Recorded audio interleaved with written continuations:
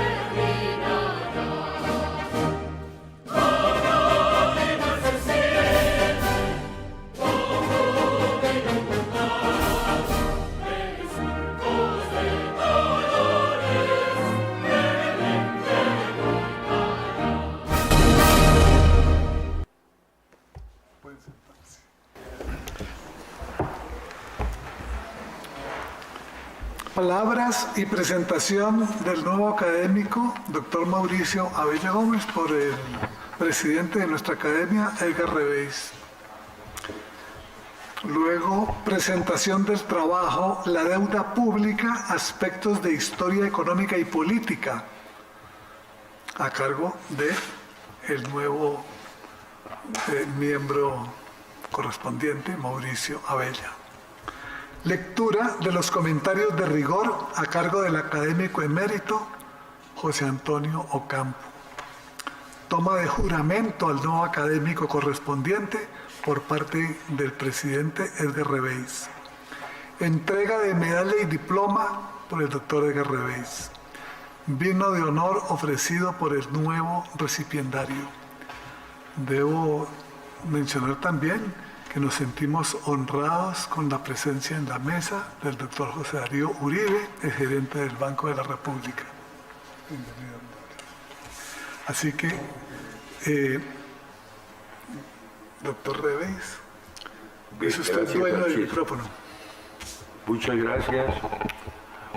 Para mí es un gran honor presidir esta sesión de ingreso de Mauricio Abella como miembro de la academia.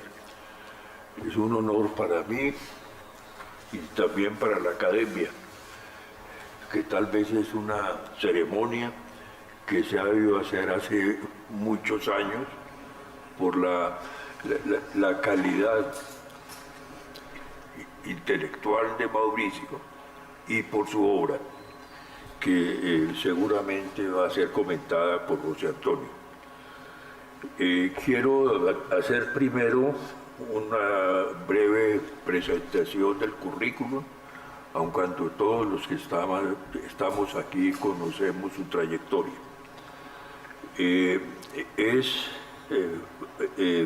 Terminó estudios de Administración de Empresas de la Universidad Nacional, después hizo el máster en Economía en la Universidad de los Andes, que recordaba yo ahora que fue cuando José Antonio y yo estábamos en la Universidad de los Andes, en 1977,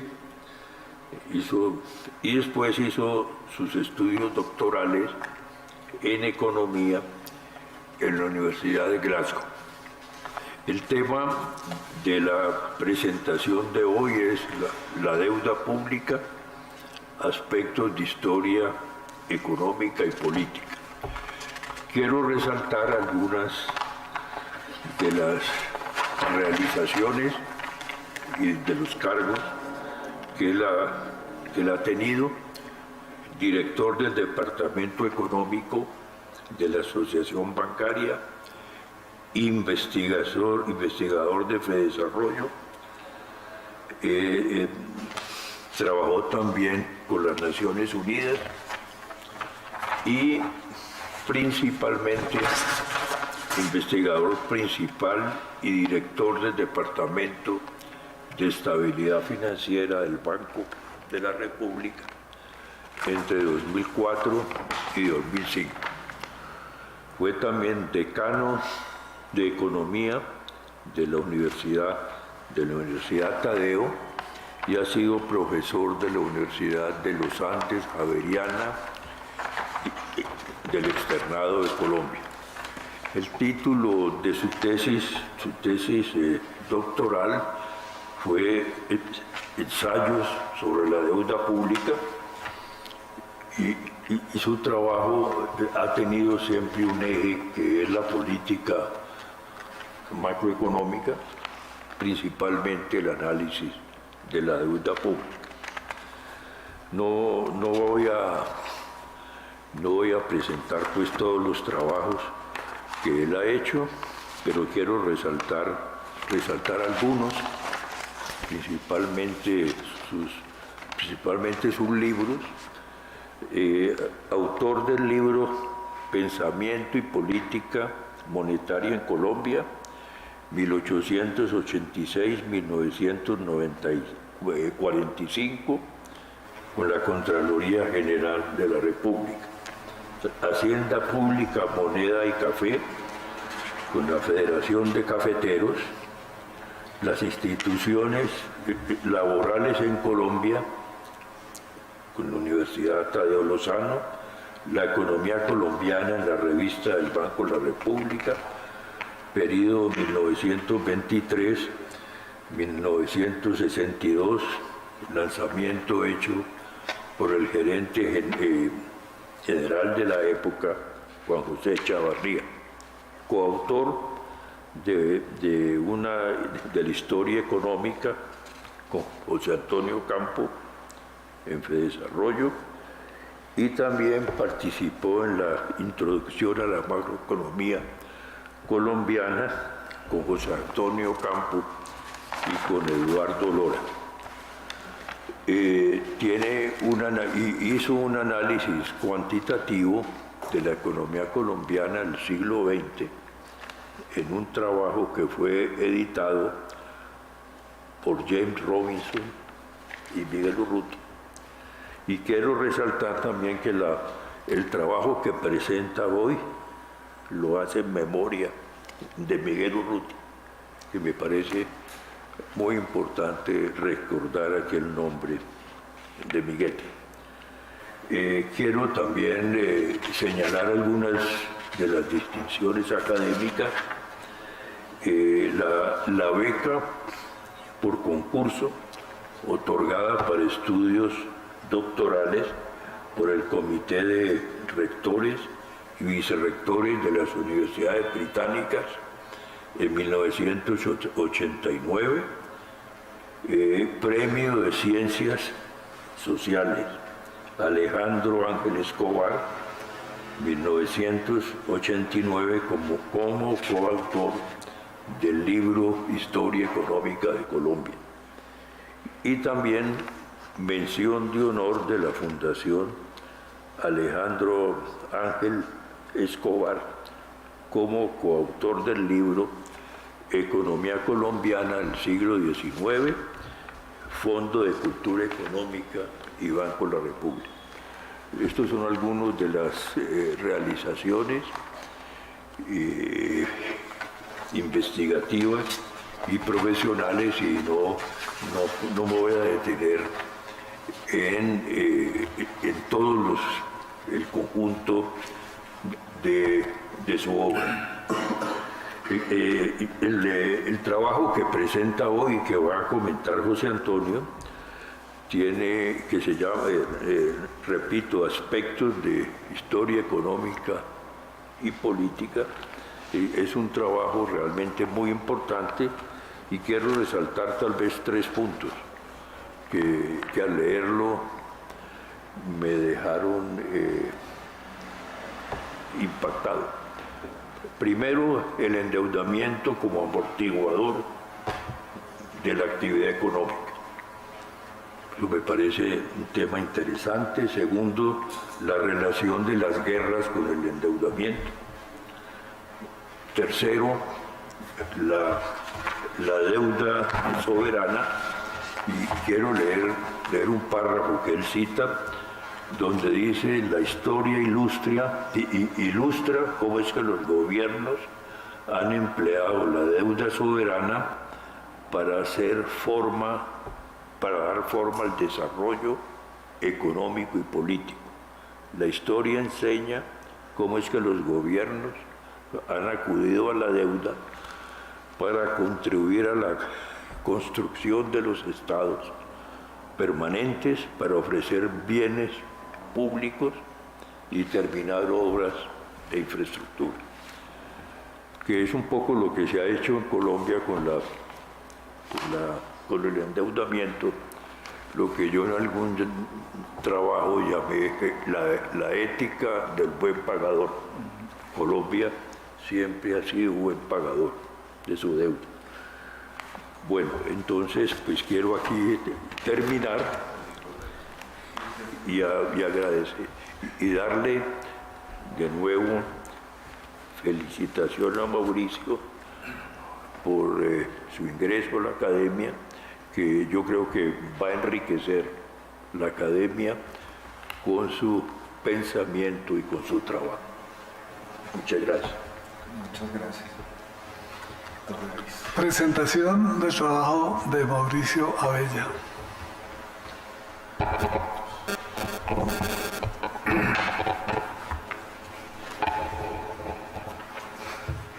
Bueno, mil gracias a la Academia Colombiana de Ciencias Económicas por su invitación a ser parte de la institución, y muchas gracias también por la convocatoria de este acto, al cual no solamente acuden, ya sea presencial o virtualmente, personas vinculadas a esta institución, sino un grupo de amigos muy queridos que yo he conocido a lo largo del tiempo. Quiero destacar no solamente la presencia de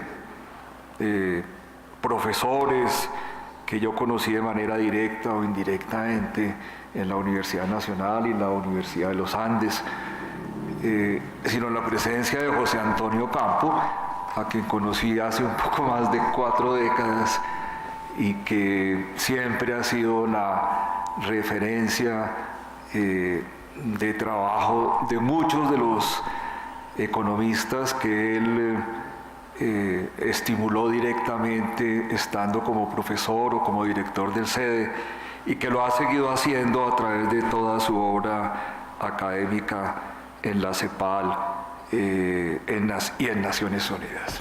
Entonces, para mí es supremamente honroso que ustedes estén aquí conmigo en esta noche y que el doctor Ocampo haya sido tan generoso.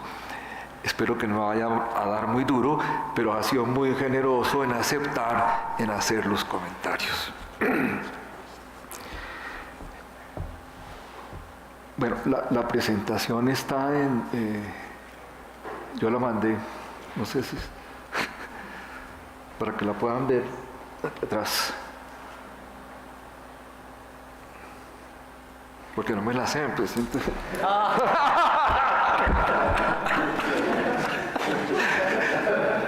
Está acá del soplete.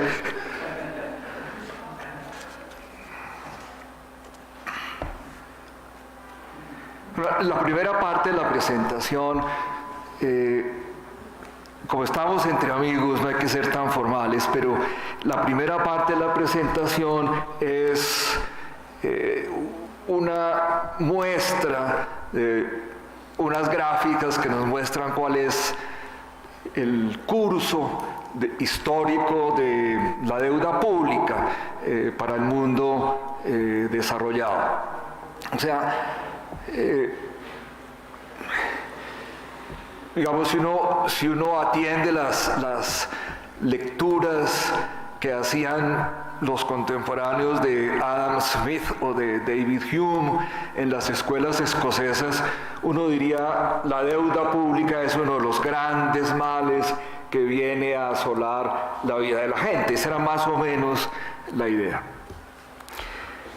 Entonces es un tema que concita no solamente el interés académico o el interés histórico, sino que además tiene algunas aristas que uno no creería de orden moral, que llevaban en la sociedad escocesa en el siglo XVIII a decir que parte de la formación de la gente debería ser estimular el ahorro, ser siempre ahorradores, nunca endeudarse, ¿sí? Se mencionaba ese tipo de cosas, a no ser que fuera absolutamente necesario, pero que en principio no debería ser parte de las características de los jóvenes emprendedores de la época. Entonces, hay ese tipo de trasfondos. Siempre se ha dicho que es o el gran mal, otros han pensado que puede ser el gran bien. Tiene connotaciones no solamente económicas, sino políticas y éticas. En esta presentación yo voy a destacar los aspectos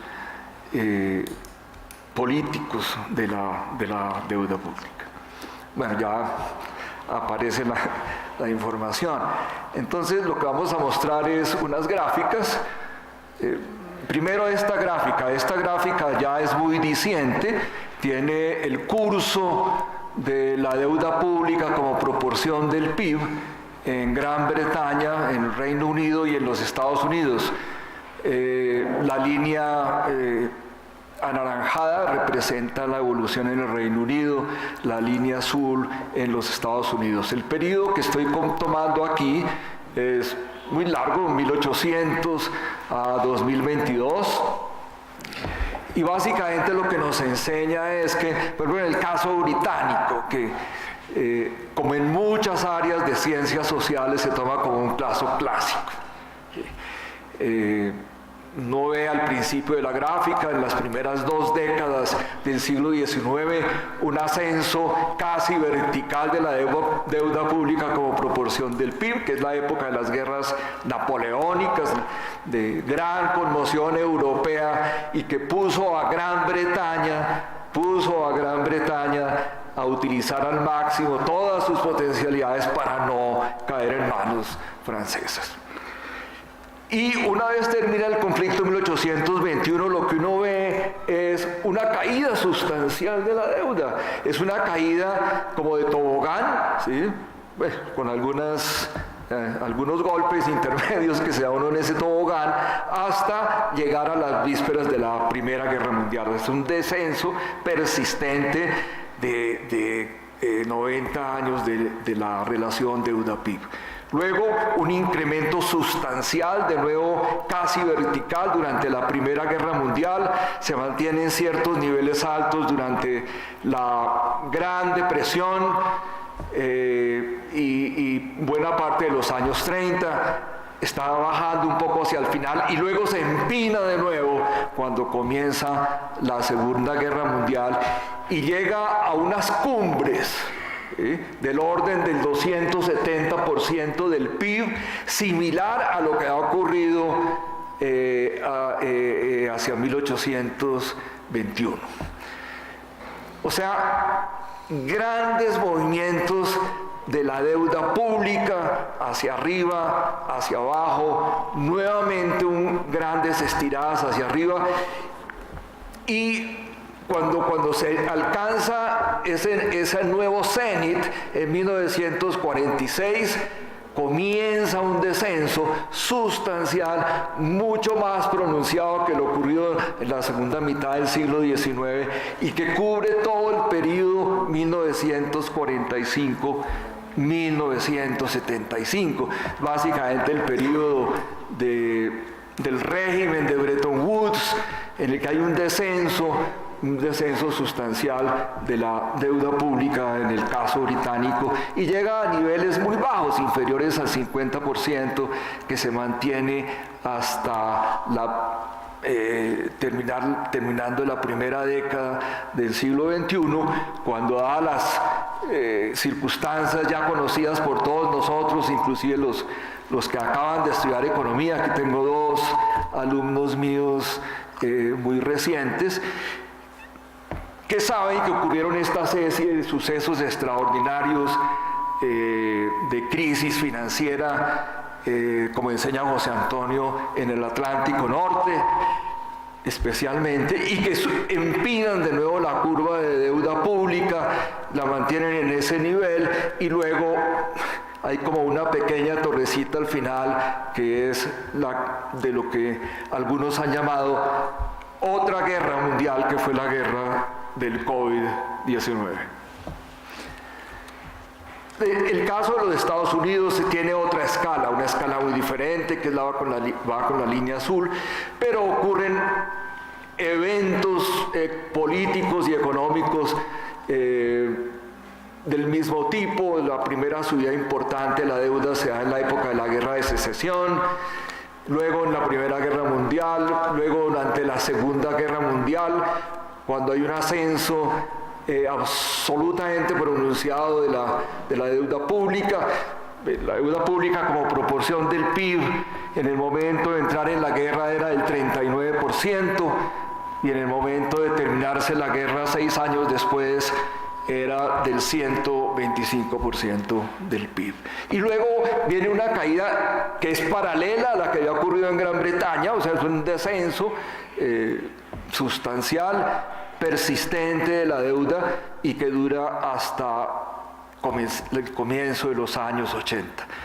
Luego también los menos jóvenes que los que acabo de mencionar, pero igualmente jóvenes. Aquí tengo dos profesores del externado que fueron mis alumnos en esa época y que vieron cuáles eran los problemas de discusión fiscal en los Estados Unidos en los años 80, gran discusión sobre la importancia de reducir el déficit, pero finalmente un aumento sustancial del mismo hasta cubrirse toda esa década, y el ajuste fue hacia finales de los años 90.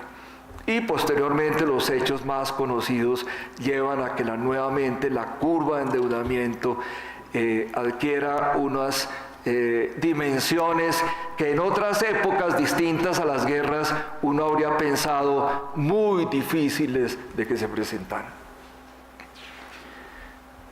Bueno, es la primera gráfica, podemos pasar a la segunda gráfica. Exacto, esta es otra ilustración. Esta curva sencillamente no es una gran maravilla, sencillamente es un promedio de la relación deuda-PIB de los países que llegaron a ser parte del G7 a partir de 1975. Pero hay algunas particularidades. Recordemos que en la gráfica anterior habíamos visto que la deuda de la Gran Bretaña había caído a niveles muy bajos en las últimas décadas del siglo XIX y primera década del siglo XX, pero aquí uno ve en este promedio para los países del G7 que la deuda está por encima del 50% del PIB. Es porque en la segunda mitad del siglo XIX aparecieron otras economías que por razones económicas y políticas, las políticas fueron muy importantes, el desarrollo francés después de la Revolución de 1848, el gran esfuerzo para realizar obras de infraestructura ferrocarrilera y demás en los años 50 y 60 en Francia, la unificación alemana, la unificación italiana, que llevaron a grandes esfuerzos fiscales. No solamente esfuerzos fiscales, sino además esfuerzos por hacer hacienda pública, porque fue una época exuberante, floreciente en la producción de textos de hacienda pública en Alemania e Italia. O sea, los economistas de esta época se sienten en Alemania e Italia herederos de una tradición de hacienda pública de esa época. Pero claro, era una época de gasto, era una época de endeudamiento público fundamentalmente interno. Entonces eso es lo que hace que sus deudas hayan estado por encima del 100% del PIB, ¿sí? 110, 120% del PIB, Italia un poco más, pero eso es lo que hace que esa curva azul, que uno diría, pero ¿por qué tan alta? El orden del 50%, no, es que es el promedio, y entonces lo que redujo la Gran Bretaña y lo que redujo Estados Unidos en ese sector, ya lo estaban subiendo los otros países. Muy bien, ahí hay una especie de sistema montañoso, que entre otras cosas la palabra montañas es una palabra muy usada en el siglo XVIII para hablar de la deuda, ¿sí? Cuando la gente hablaba de deuda y quería decir, este es un problema serio, decía, hay montañas de deuda. Entonces, este sistema montañoso, ya sabemos, corresponde a la Primera Guerra Mundial, Gran Depresión, Segunda Guerra Mundial, y luego ese descenso que se ve mucho más suave, posterior a la Segunda Guerra Mundial, básicamente hasta 1975, y luego un crecimiento monótono, persistente, diría un econometrista, hasta los primeros años 2000, y luego con las circunstancias tan especiales de la época, en términos internacionales, volvió a elevarse y llegar a una cima, la cima más alta en la época del COVID-19. ¿Qué estuvo pasando detrás de todo esto? Podemos ver en la siguiente gráfica, gracias. Hay una serie de factores que nos enseñan a los economistas detrás de la ecuación de la deuda pública, ¿no? Aquí está Diego que es un economista básicamente de formación matemática, diría, esta es una ecuación diferencial, la ecuación de acumulación de deuda pública, que depende de dos grandes elementos. Uno es el déficit o superávit fiscal y el otro es lo que se llama la incidencia del diferencial entre la tasa de interés y la de crecimiento que se aplica sobre la deuda acumulada. O sea, hay una tasa de interés que, como todos los que hemos sido deudores en algún crédito, especialmente créditos de vivienda, sabemos que nuestras cuotas crecen solas, ¿sí? Y esa es la tasa de interés que está afectando el stock, la cantidad de la deuda que hace que crezca. Entonces, esa es la variable que nos complica la vida, la tasa de interés. Y la tasa de crecimiento de la economía es la tasa que permite obtener una tasa neta de interés que va a aliviar el peso de crecimiento, esa gravidez del crecimiento de la deuda pública. Entonces, esos dos elementos estuvieron detrás de la evolución de las curvas de deuda que vimos. Podemos volver a la gráfica 1, por favor. Entonces, en la gráfica 1, si uno como economista se pregunta por qué descendió básicamente, por qué descendió la relación deuda-PIB a lo largo de ese periodo prácticamente sin interrupción, sin interferencias, es porque el peso de la relación de superávit fiscal sobre el comportamiento de la deuda era suficiente para reducir. ¿Sí? La generación de superávit fiscales periódicos fue suficiente para ir reduciendo el monto de la deuda pública a lo largo del tiempo. Aquí una serie de grandes figuras como Chancellors of the Exchequer, en Downing Street, pero la figura más sobresaliente y más citada y más conocida probablemente es Gladstone, no solamente como Chancellor, como ministro de Hacienda en varias oportunidades, sino como primer ministro. Las finanzas gladstonianas vienen de allá, políticas de superávit fiscal, que muchas veces explicaban como de ojalá fuera un pequeño superávit que hace que si los cálculos de llegar al final de la ejecución presupuestal con un equilibrio no funcionan adecuadamente, uno se alcance a salvar porque estuvo proyectando un pequeño superávit fiscal, ¿sí? Bueno, entonces eso tiene una fuerza extraordinaria durante todo ese periodo. Lo mismo pasa, los historiadores económicos que he leído sobre la historia de los Estados Unidos también hacen mucho énfasis en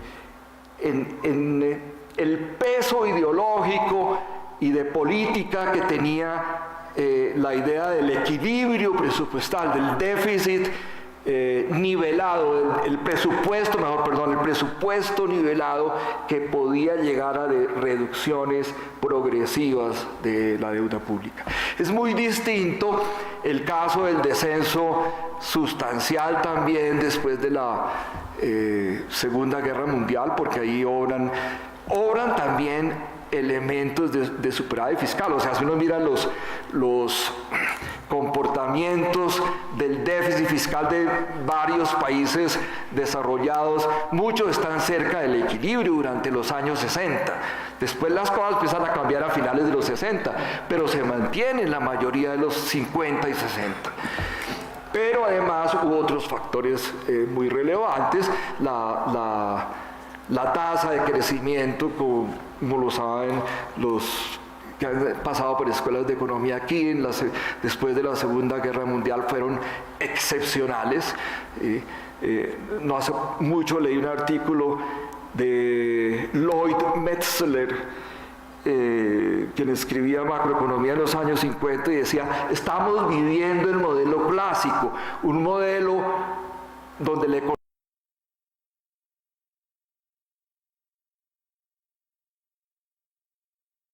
en ese momento. Entonces, hay crecimiento en la edad de oro. Todos nuestros historiadores han hablado sobre también la edad de oro en otros países, como los trabajos de José Antonio. Y una época en la cual la intervención en la economía, sobre todo en el manejo financiero, era muy explícita. Entonces había controles sobre la tasa de interés, de manera que la tasa de interés nunca se convirtió en un problema, con excepciones ya en los años 80, en un problema tan definitivo como ha ocurrido en otras épocas.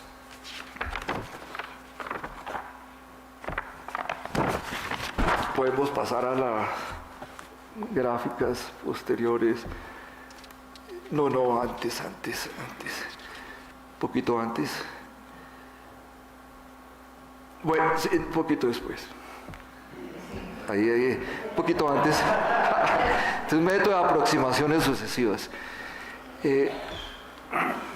Pero este tipo de circunstancias nos muestran que el tema de deudas públicas de unos tamaños cercanos al 300% del PIB, nos han acompañado desde el pasado, no son nuevos. Y entonces la idea es como preguntarse qué hay detrás de ese tipo de comportamientos que no son solamente los que nos permiten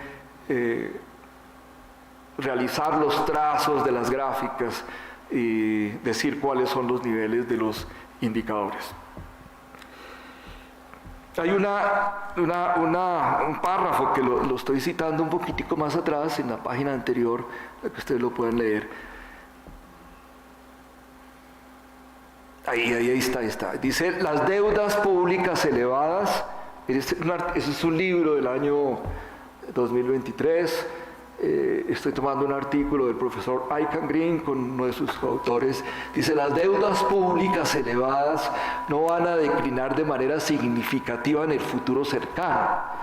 Los países tendrán que vivir con esta nueva realidad. O sea, nos está diciendo, nos vamos a quedar con estos niveles altos de deuda pública que hemos vivido en los últimos años. Pero eso, claro, ese tipo de discusión lo han tenido autores del pasado, porque como ya vemos, esto ya había ocurrido. Entonces, yo quería traer a colación en esta sesión dos nombres que a veces parecen muy olvidados en la montaña de conocimientos de economía que hoy uno encuentra en los textos, en los journals. Son dos autores de los años 30 y 40, Ava Lerner y Epsi Domar. Domar es el mismo de nuestro modelo de Domar, que muchos tuvimos que leer en el paso por la universidad. Pero Domar tiene un artículo que no es el de crecimiento económico tan citado, sino un artículo sobre la deuda pública, que él escribe precisamente en el año 44, cuando la gente está preocupada por qué va a pasar cuando termine la Segunda Guerra Mundial, especialmente en los Estados Unidos. Ya veíamos que la deuda había crecido del orden del 39% al 125% en muy pocos años. Y los profesores, los macroeconomistas de la época estaban muy preocupados por qué podría pasar después de semejante esfuerzo de gasto público y de movilización de recursos internos de todo tipo en los Estados Unidos para ganar la guerra. Muy buena parte orientada hacia la industria militar, pero después de semejantes esfuerzos sin precedentes, con el empuje de toda la capacidad del Estado, entonces, si la guerra terminaba un poco abruptamente, la economía iba a sufrir un colapso que podría llevar de nuevo a las circunstancias ignominiosas de la Gran Depresión. Entonces, Alvin Hansen, por ejemplo, el famoso economista Alvin Hansen, que fue el que introdujo en la literatura económica a Keynes en los Estados Unidos, él decía: lo que vamos a tener es un periodo nuevo de aletargamiento de la economía, ¿sí? De estancamiento secular, ¿sí? O sea, secular además de la economía. Y muchos otros están en las compilaciones de artículos de la época, parecían ser de la idea del profesor Alvin Hansen. Pero la idea de Domar es no. En su artículo, él dice: la gente está preocupada no solamente por la recesión que posiblemente embargaría a la economía norteamericana después de la finalización de la guerra y de nuevo las altas tasas de desempleo que vivimos en los años 30, sino que además están preocupados porque para redimir la deuda pública, los impuestos se van a subir los impuestos, entonces la gente dice: no va a haber empleo, pero sí nos van a cobrar impuestos, o sea, el mundo no va a ser lo más gratificante que uno podría pensar. Entonces dice que el asunto no está bien planteado porque la variable fundamental para analizar la carga fiscal, la carga que la deuda pública podría significar para una economía, es que haya crecimiento. Si las economías crecen, se generan ingresos, habrá capacidad fiscal, y si hay capacidad fiscal, el gobierno podría hacer una reducción programada del monto que se consideraba tan elevado de la deuda pública. Bueno, podemos pasar a la siguiente. Este tipo de temas entonces siempre ha estado presente cuando el tema de la carga de la deuda se hace tan explícito. Y entonces se habla de los problemas de sostenibilidad de la deuda, se habla de los problemas de cómo tener políticas de austeridad, cuáles pueden ser sus implicaciones.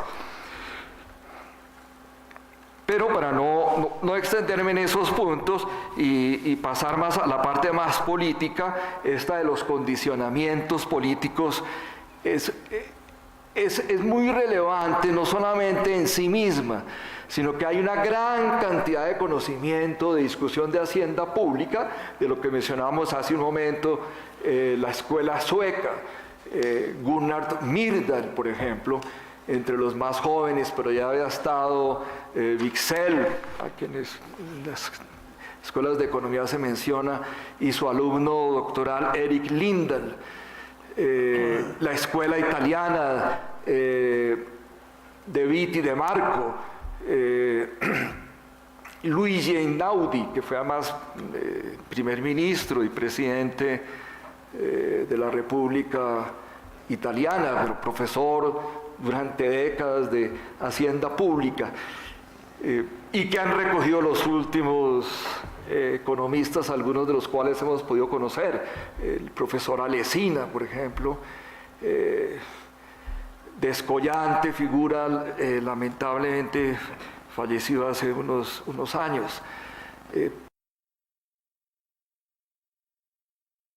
Hablaban de los condicionamientos políticos de la deuda pública, precisamente para analizar cómo era que la deuda pública que se había acumulado extraordinariamente en varias economías europeas con posterior a la Primera Guerra Mundial, Alesina compara los casos y compara las políticas posbélicas, y cómo en cada parlamento se discutieron los temas de reforma fiscal, y las respuestas fueron distintas en la medida en que los intereses de poder tenían asiento en el Parlamento. O sea, según el tipo de intereses, entonces fueron básicamente las soluciones que se dieron a la reducción de la deuda pública en esa época. O sea, digamos, la relevancia, o sea, uno no diría solamente se redujo la deuda pública, una serie de medidas de política económica, sino que hay unas fuerzas de tipo político detrás de todas estas instituciones. Entonces pasemos a los aspectos más políticos que nos llegan del lado de la historia económica.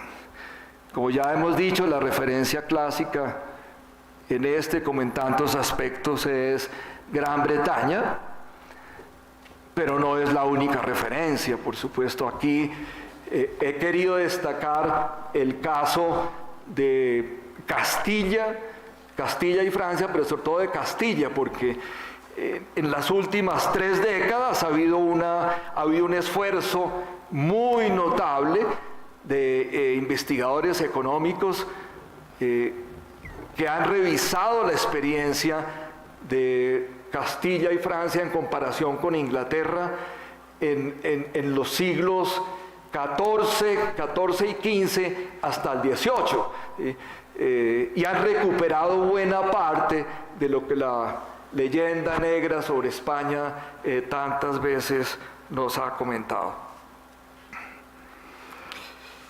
Entonces, los grandes protagonistas que citamos acá son Castilla, Francia e Inglaterra.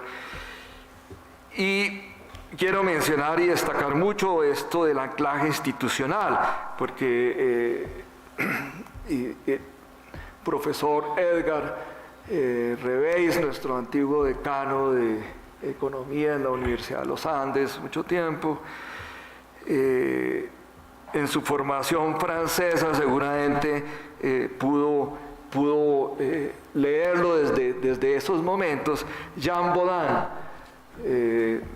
que los libros en español traducen muchas veces como Bodino, este autor de una importancia, por supuesto, excepcional, no solamente en la historia de la tradición jurídica de Occidente, sino de economía política, porque es el que primero plantea, en términos muy precisos, en unos volúmenes muy cortos, los 6 volúmenes de la República, muy cortos, plantea la idea de soberanía. La soberanía es de 3 grandes tipos: soberanía fiscal, soberanía monetaria y soberanía de la ley. La soberanía de la ley es la soberanía que finalmente tienen los congresos y parlamentos modernos, ¿sí? Y que sustrajo del antiguo absolutismo de los reyes esa capacidad, ¿sí?, para hacer la ley, que llegó a todos los congresos, a todas las legislaciones. A nosotros nos llegó en la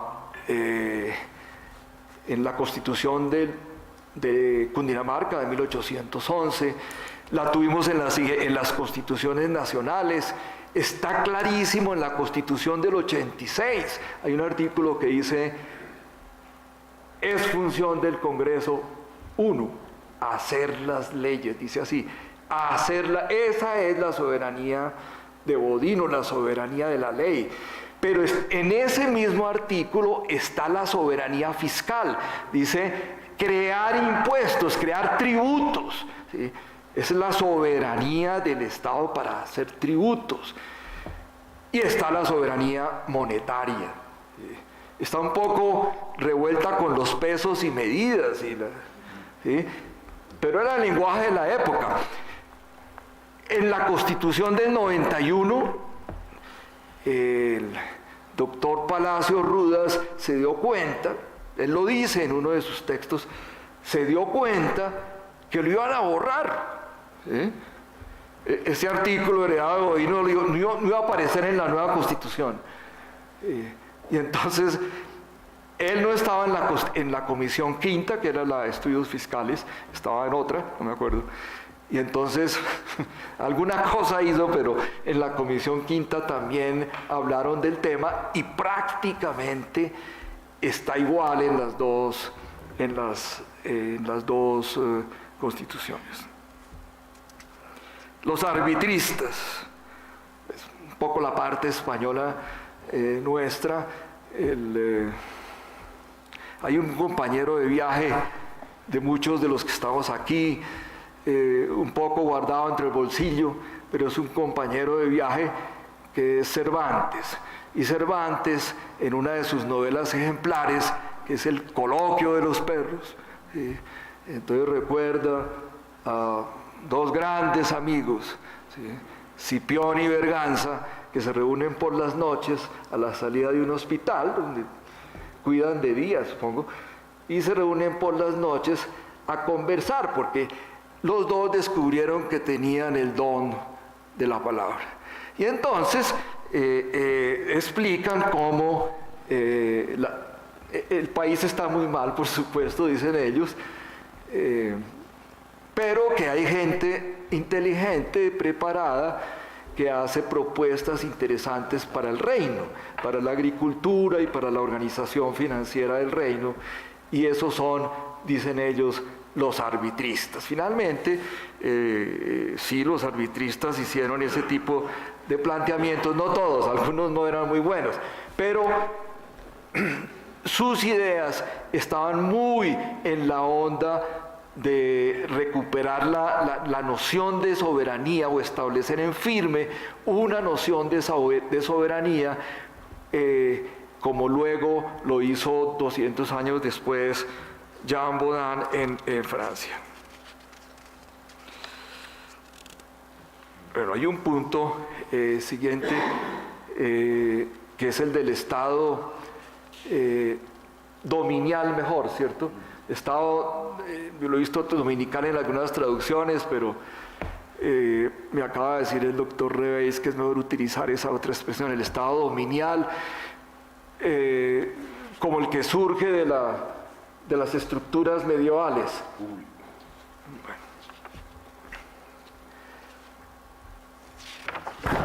Y aquí hay varios aspectos que señalo en el texto sobre el desarrollo del crédito en su época. Y otro es el de las finanzas públicas. Podemos pasar directamente al de las finanzas públicas, que es el de mayor relieve en esta presentación.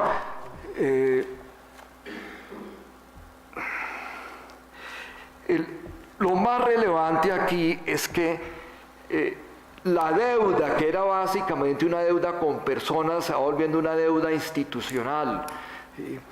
Y la deuda que era local o que era sujeta a unos límites territoriales se va volviendo deuda internacional. Y ya no se habla, por ejemplo, de ciertos grupos, como los de gran importancia en esa época, los grupos de emprendedores financieros judíos que financiaban distintos demandantes de recursos en Europa, sino que ya se va volviendo mucho más institucional. Y entonces, en el caso de las finanzas públicas, y en particular de la deuda pública, el brinco del crédito de corto plazo al de largo plazo fue resonante. O sea, los autores de la época, lo he visto citado en los historiadores económicos más recientes, citan una gran cantidad de cronistas de la época que dicen cómo es que el tejido del crédito se va volviendo más espeso, así es más o menos la traducción, se vuelve y ya no se rompe. ¿Sí? Es muy espeso, muy imbrincado ese tejido del crédito privado y público. Las ciudades italianas del Mediterráneo, Venecia, Génova, Florencia, ya tenían operaciones de mercado abierto. Nobles eran con los artesanos, se sabían los nombres de los que compraban los títulos del gobierno, pero ya existía la operación. Entonces, ese tipo de operaciones hacen que la deuda pública comience a tener cierta envergadura. Y cuando los estados-nación comienzan a formarse y a delimitar territorios, en algunos casos a buscar territorios más amplios, con una especie de preteoría de espacio vital, lo que hacían era decir, necesitamos unas finanzas públicas. Después lo diría Bismarck en el caso alemán, pero aquí ya lo decían: si queremos más territorio, necesitamos conquistar, necesitamos financiamiento, necesitamos la deuda pública, pero no lo lograban en la medida en que no convencían a los futuros financiadores del Estado de que iba a haber unas finanzas organizadas, contablemente bien organizadas, y que dieran cuenta de qué pasaba con los recursos. Entonces comienza un proceso en el cual lo contable, lo presupuestal, las responsabilidades políticas de quienes manejan recursos se fueron como consolidando y cogiendo personalidad. Entonces la deuda pública va a pasar de un alcance muy transitorio a un alcance más permanente. Era muy complicado para una tesorería en un estado que estaba en guerra poder estar recibiendo y repagando al mismo tiempo. títulos de muy corto plazo, 3 meses, 6 meses en un estado de esos. Entonces comenzó la idea de transformar, de consolidar, lo que llama después consolidar, de consolidar deuda pública, de volver deudas de corto plazo o de mediano plazo, volverlas deudas de largo plazo. Entonces comenzó a verse esa asociación entre la capacidad de ganar más poder político, más poder económico, más poder territorial y unas finanzas públicas con cierta personalidad vital. Y algo muy importante, el control político. Hay en una de las siguientes diapositivas, no, era antes, perdón, era antes, pasa que tú vas muy rápido, era antes, esta, hay un profesor español,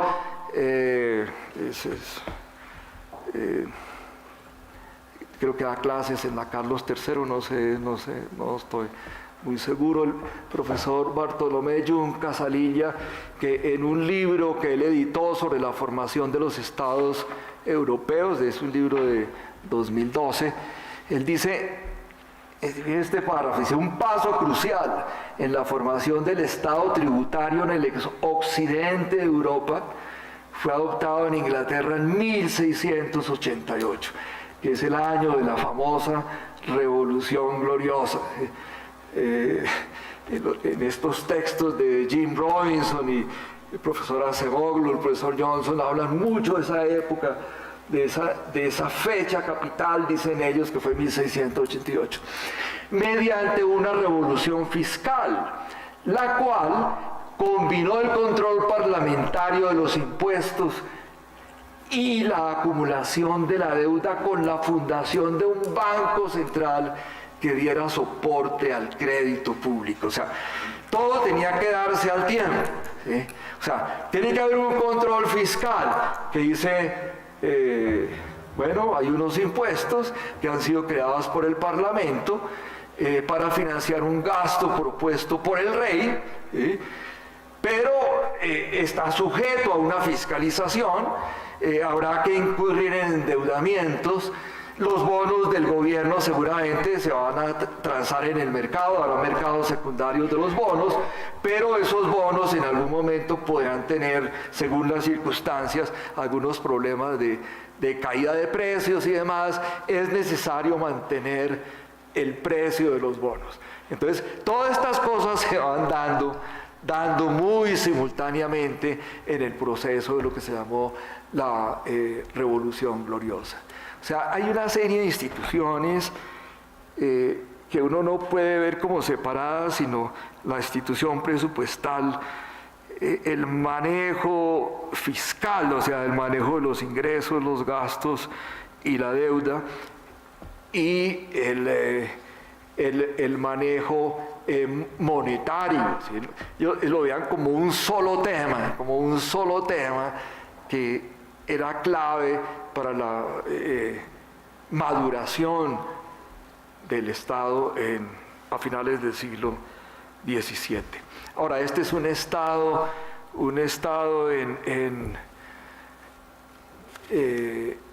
básicamente en unos siglos de guerra. Ahí podemos verlo en los siguientes 2 cuadros, sin entrar en detalles. Esta frase también es muy diciente, puede ser simple pero muy diciente. Dice: la guerra dio origen al Estado y el Estado dio origen a la guerra. O sea, están absolutamente entrelazados. Este famoso profesor Tilly,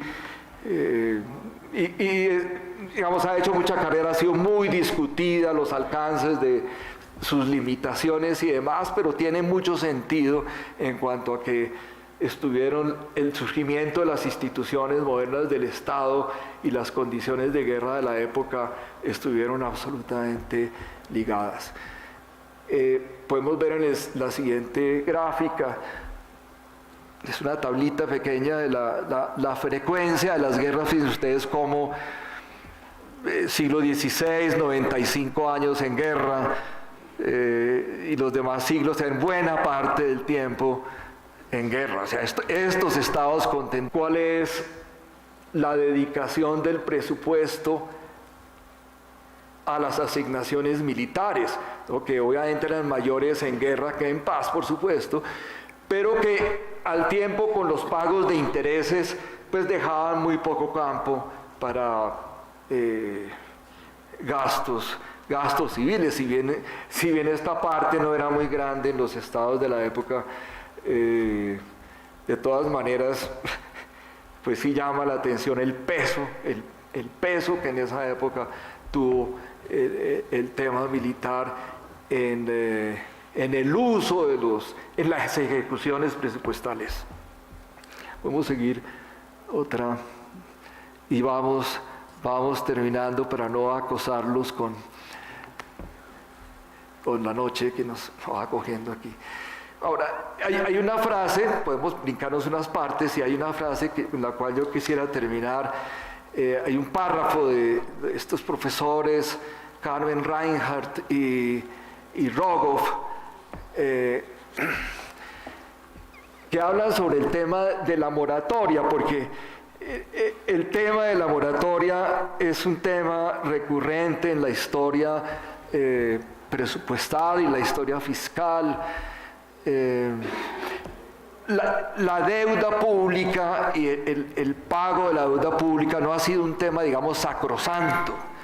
Es un tema cargado de conflictos, sujeto a muchas circunstancias. Entonces,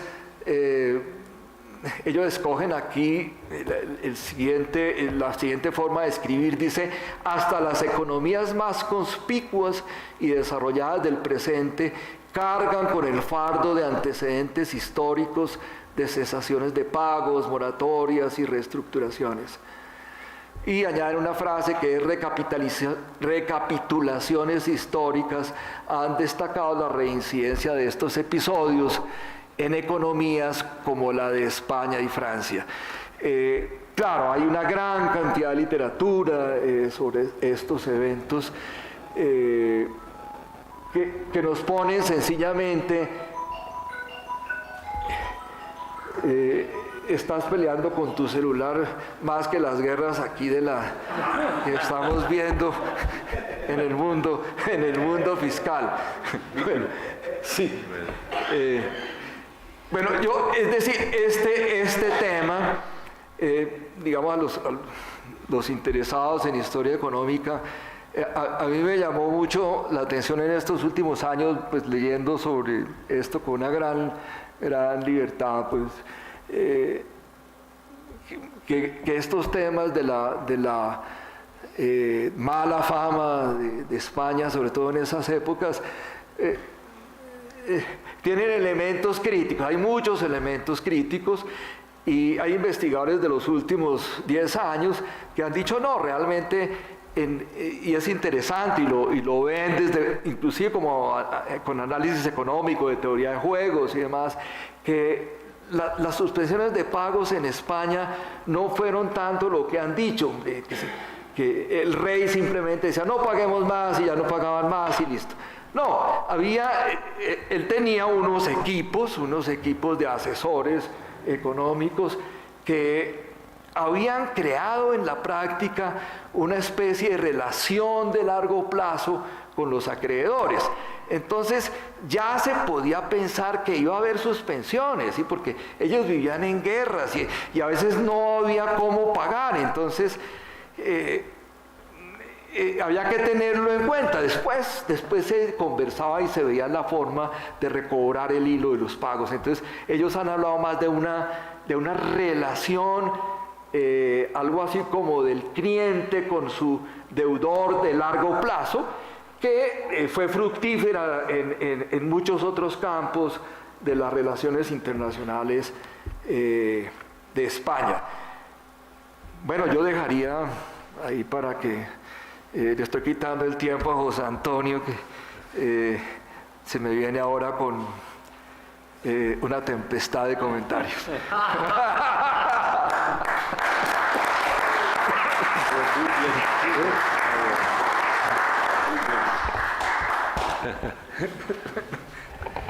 Las tempestades están de moda. No, la primera tempestad es reiterar lo que ya dijo Edgar, que este evento debemos haberlo hecho hace 20 años por lo menos. Es decir, la afiliación de Mauricio a la academia debe haber sido mucho antes y digamos, este trabajo de una riqueza inmensa en revisión de literatura histórica es muy impresionante, ¿no? Como digo, yo le dije, la única crítica que le tengo es que esta parte final que presentó, que en el ensayo del capítulo 3 debería ir primero. Además tiene otros elementos muy interesantes que tal vez por tiempo no pudo, que es, por ejemplo, el origen de la tributación, que también lo discute mucho en esa parte tercera del artículo, incluso sus orígenes al fines de la Edad Media, que digamos es un tema, es decir, debo decir, aprendí mucho leyendo eso yo personalmente de ese trabajo. Digamos, él resaltó mucho algunos estos conceptos de la relación deuda con formación de Estado, la soberanía fiscal y la soberanía monetaria como elementos importantes de la soberanía, lo que eso implicó históricamente en términos de muchos elementos, incluyendo este tema de las moratorias recurrente que han tenido varios países precisamente por esta asociación a la cual voy a referir más sobre el tema de las guerras, ¿no? Pero también debo decir de la importancia de la formación del mercado de capitales, y es interesante, digamos, cómo él resalta en el artículo que en el Reino Unido surgen, en cierto sentido, todas las instituciones, diría yo, más o menos del siglo XVIII, que incluyen el mercado de bonos ya formal de Inglaterra, que yo diría es el arranque de Londres como el centro financiero internacional, que sería hasta buena parte del siglo XX, pero también pues esta relación o la división de poderes, si se quiere, en que el Congreso es el que tiene que aprobar las leyes tributarias y los presupuestos de gasto, que fue una institución interesante, nuevamente introducida por los ingleses después de su propia transformación, digamos, estatal del siglo XVII, ¿no? En fin, esto me ha parecido muy interesante y también la relación de todo esto con la invención de la contabilidad fiscal, que es también un tema interesante de la historia, ¿no? En fin, eso me pareció realmente fascinante.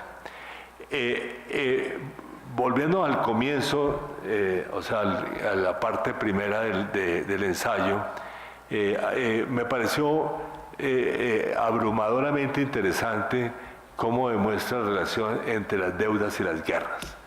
O sea, cómo las guerras dominan la historia de la deuda pública de estos países desarrollados, comenzando con Gran Bretaña y Estados Unidos en su primera gráfica, pero también con el promedio de las 7 economías de los 7 países del G7, ¿no? Digamos que muestran exactamente la importancia y obviamente la relación con el gasto militar. Ese cuadro que nos mostró, digamos, de la importancia del gasto militar es abrumador. Claro que se parece a los gastos del gobierno nacional en Colombia en el siglo XIX, ¿no? Sí, que estaban dominados por el gasto de defensa. O sea, muy poco, no había la idea pues del gasto social, digamos, como una institución que, digamos, que rápidamente pues iría, o incluso la creación de infraestructura, digamos que eran, digamos que también vienen pues, pero en fin, veamos la contabilidad fiscal de Colombia del siglo XIX es de gasto militar. O hacer gastos de defensa, en fin. Bueno, eso me pareció muy interesante y a su vez como todas estas coyunturas críticas dan lugar a innovaciones también tributarias, ¿no? Como digamos, en este tema de las guerras napoleónicas, que él mostró la importancia del aumento de la deuda inglesa durante la guerra napoleónica, también cómo terminan desarrollando el impuesto de renta como una respuesta a las necesidades de financiamiento. ¿Okay? Y además, y esto es interesante aquí un expresidente del Banco Central de Colombia, la relación en que el Banco de Inglaterra fue creado para financiar al gobierno, que me pareció también un tema interesante. O sea que en cierto sentido era la idea de que la moneda, la creación de moneda era para financiar al gobierno. O sea que aun cuando uno tuviera un manejo moderado de la moneda, ¿no es cierto? Eso me pareció también muy interesante.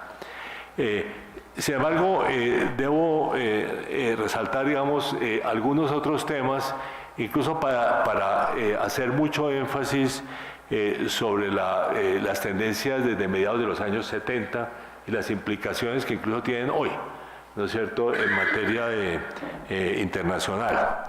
Digamos, un tema que se discute en realidad una sección que no presentó aquí, pero que es un tema tradicional de la literatura sobre deuda, que es la relación entre crecimiento económico y tasas de interés.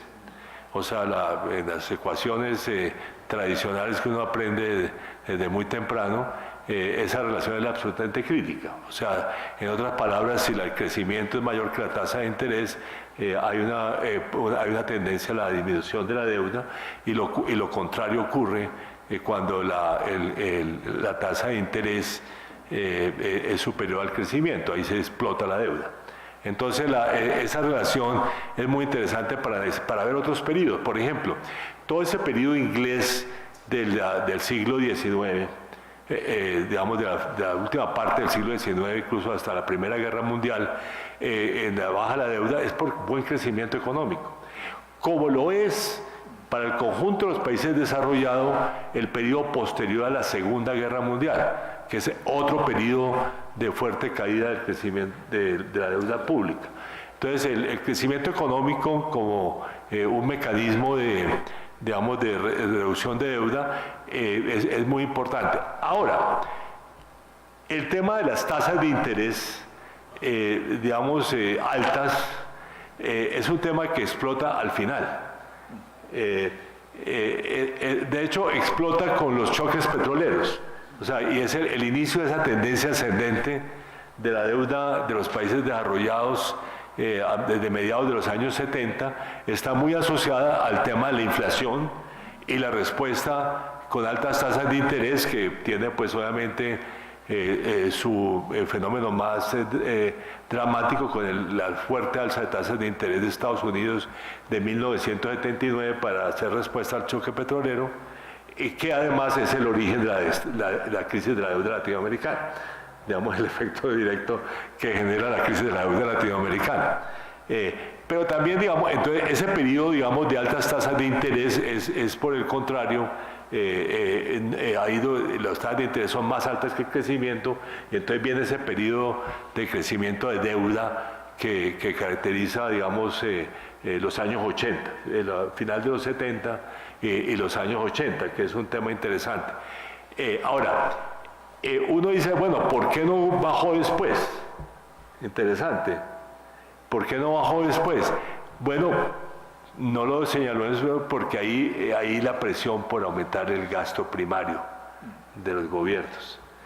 O sea, las nuevas funciones se la van dando a los estados y aumenta el gasto primario. Entonces, digamos, en los años 90 no baja la deuda, y además pues vienen otras crisis posteriores, como ya en el siglo XXI, como la crisis del Atlántico Norte, de digamos, del 2007-2009, es lo que llama la crisis financiera internacional, pero como él dijo, con algunos otros, yo le vine a llamar la crisis del Atlántico Norte, porque cuando las crisis ocurren en países en desarrollo tienen nombres, la crisis latinoamericana, la crisis asiática, pero cuando ocurren en Estados Unidos son las crisis financieras internacionales.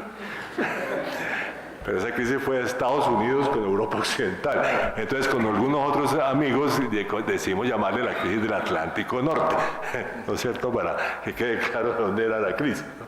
Porque incluso no fue una crisis mundial, digamos, en ningún sentido del término. En fin, pero el otro periodo es el periodo reciente, o sea, la invasión de Rusia a Ucrania, el aumento de la inflación en el 2022, las altas tasas de interés que se desencadenan en ese momento, con menor crecimiento económico, entonces viene esa otra presión. Entonces hay esos periodos, curiosamente, en que la tasa de interés, que en realidad para los países desarrollados no son tan frecuentes, pero hay de altas tasas de interés que generan también esa presión al aumento de la deuda pública. Y yo diría que esos dos los periodos críticos, o sea, fines de los 70, durante gran parte de los 80 y ahora recientemente. Eso digamos, le da unas apreciaciones interesantes, digamos, uno, incluso para analizar las coyunturas más recientes, ¿no? Digamos, y las perspectivas. O sea, por ejemplo, quiero ver esa cita que él hizo de que las deudas no van a disminuir de manera significativa, que es un tema interesante. Además porque la única manera como pueden disminuir de manera significativa nuevamente es porque haya un crecimiento mucho mayor de la tasa de interés, que es poco probable, pero también la otra alternativa y es que haya una reducción del gasto público, gasto primario, que tampoco es muy viable. Aunque veremos qué hace Trump, que lo ha prometido, pero vamos a ver. Pero vamos o sea, hasta nombró unos para racionalizar el Estado, ¿no?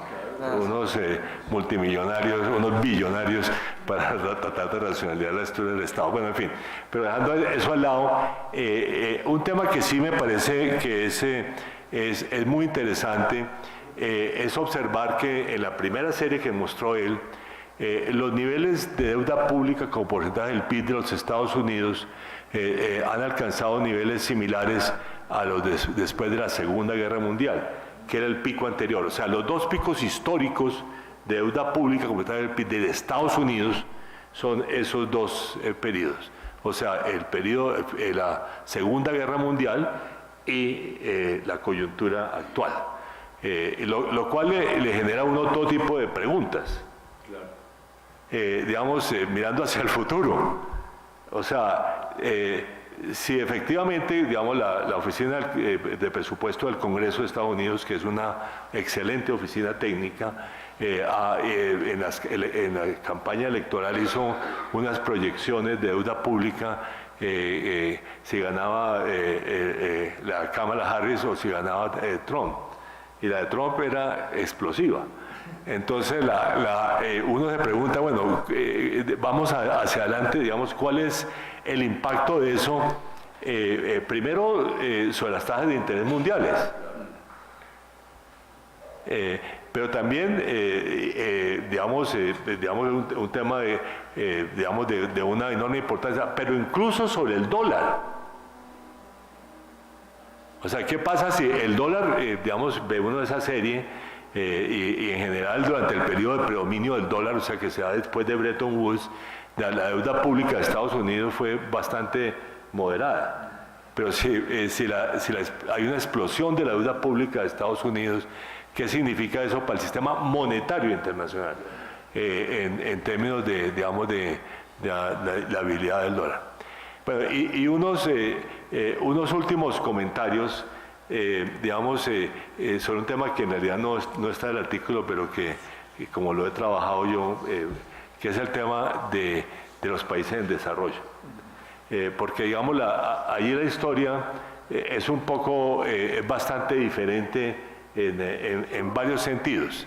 digamos, tal vez el más importante es que el financiamiento para nosotros es procíclico, no es contracíclico. O sea, los países desarrollados tienen la ventaja de que es contracíclico. En otras palabras, durante las crisis se pueden endeudar y durante los auges reducen el endeudamiento. O sea, para nosotros es lo opuesto. O sea, nosotros tenemos financiamiento durante los auges y no tenemos financiamiento durante las crisis. Entonces, eso genera una dinámica muy diferente, una de las cuales simplemente resalto, digamos, dos elementos. Una de las cuales son las suspensiones de deuda, o sea, las moratorias de deuda que se dan en varios periodos históricos, ¿no? Para los países en desarrollo, pues, digamos, no yendo hacia el siglo XIX, pero digamos, con la Gran Depresión, que se acaba el financiamiento externo privado para los gobiernos, incluyendo Colombia, que hay moratoria, suspensión del pago de la deuda externa. Entonces aquí una corrección al doctor Edgar, nosotros hemos pagado deuda, pero solamente desde 1941 en adelante. Antes de eso tuvimos varias suspensiones del servicio de la deuda, no pudimos pagar la deuda de la guerra de independencia durante todo el siglo XIX, solamente al comienzo del siglo XX hubo un arreglo que sí nos dio el acceso al mercado en los años 20 y después suspendimos en los años 30 el pago de la deuda. Entonces la disciplina colombiana es desde 1941 hasta hoy, pero antes no hubo tampoco. O sea, Colombia también fue parte de esa historia. Pero también este patrón precisamente ese comportamiento procíclico que ha generado una peculiaridad, y es que los grandes periodos de auge de financiamiento hacia las economías en desarrollo terminan en crisis bastante profundas. Y hay tres ejemplos muy concretos. La América Latina se endeuda en los años 70, vienen las altas tasas de interés, hay la crisis de la deuda de los años 80. El caso asiático, buen financiamiento, Asia Oriental, digamos, gran financiamiento durante los años 90, terminan en la crisis de fines del siglo. Y ahora hay un fenómeno muy peculiar que es el que estamos viviendo hoy en el mundo en desarrollo en materia de sobreendeudamiento de países en desarrollo, que es el resultado del gran auge de financiamiento que tuvo lugar por una peculiaridad de la historia, que fueron las bajísimas tasas de interés que se adoptaron en los países desarrollados después de la crisis del Atlántico Norte. Entonces los inversionistas privados, buscando alternativas de dónde invertir, llegaron a muchos más países en desarrollo, y algunos que no habían tenido acceso al mercado. Entre ellos muy importantes los países del África subsahariana. Entonces la crisis de la deuda actual de esos países es también fruto del auge que tuvieron de endeudamiento a partir del 2009-2010. Entonces una peculiaridad de la historia es que nuestro comportamiento es un tanto diferente, porque para los países en desarrollo es procíclico. Y no esta historia contracíclica, claro que muy dominada por el otro fenómeno que son las guerras, que es lo que queda muy claro en este ensayo. Pero, muchas felicitaciones a Mauricio por este trabajo tan excelente, como digo, esta excelente revisión de literatura y revisión de datos históricos que pues ustedes han escuchado hoy, pero yo tuve el gusto de leerlo a profundidad y me pareció muy excelente. Muchas gracias.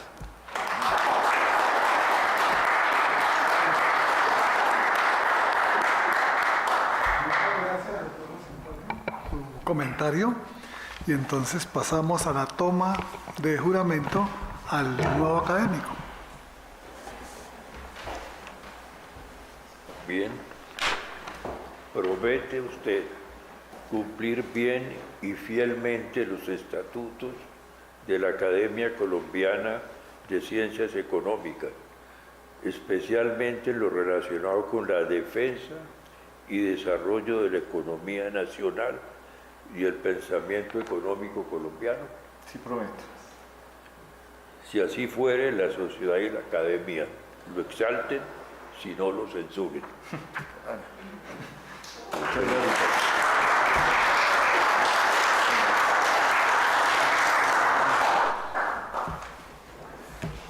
Y vamos a leer el diploma. Sí. Entonces, Entrega de medalla. Entrega de medalla y diploma. vamos a entregar el diploma y la medalla.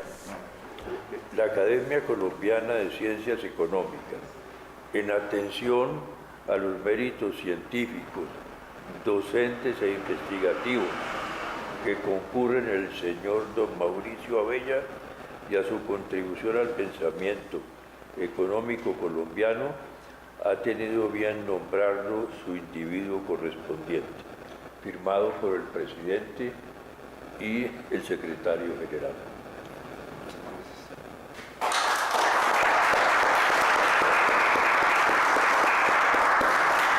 Y aquí está la medalla para conservarla también. Ah, caramba, eso sí. Entrega de medalla. Entregue la medalla. Bien, Mauricio. Ah, bueno, muchas gracias. Felicitaciones.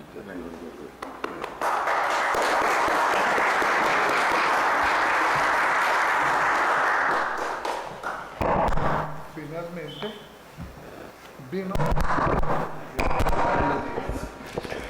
vino de honor a cargo del nuevo recipiendario.